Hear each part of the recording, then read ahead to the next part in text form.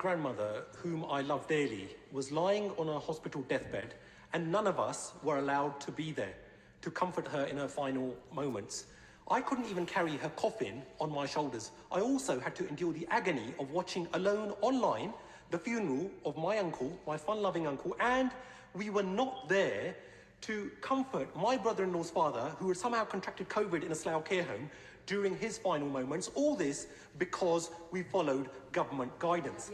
Having experienced such painful personal sacrifices, like many others, imagine our collective disgust when, in order to curry favour with the Prime Minister's chief advisor, we see sycophantic, spineless, hypocritical government ministers lining up to defend the indefensible, saying it's time to move on, with some even having the gall to tell us that they too go for a long drive when they need to get their eyesight tested. What an absolute disgrace, and they should be thoroughly ashamed of themselves. So when is the Prime Minister finally going to apologise to the nation for not mustering up some courage and integrity, for doing the honourable thing and sacking his chief advisor, who so shamelessly flouted his own government guidance, so that he could have regained that lost public trust and confidence, and he could have demonstrated that it's not one rule for him and his elite chums and another for the rest of us plebs.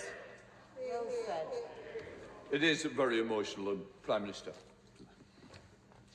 Perhaps the best thing I can say, Mr. Speaker, is how deeply I think the government, everybody sympathises with those who have gone through the suffering described by the gentleman opposite. And no one can, who hasn't been through something like that, can imagine what it must feel like to be deprived of the ability to mourn properly, to hold the hands of a loved one in their last moments in the way that the honourable gentleman describes.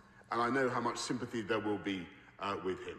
I take his criticisms most sincerely of the government and everything that we have done, but all I can say, we have tried throughout this pandemic to minimise human suffering, to minimise loss of life, and for where we have, and for, as I've said before, when he asks me to apologise, I do. I apologise for the suffering that the people of this country have endured, and all I can say is that nothing I can say or do can take back the lost lives, the lost time spent with loved ones that he describes, and I'm deeply, deeply sorry for that.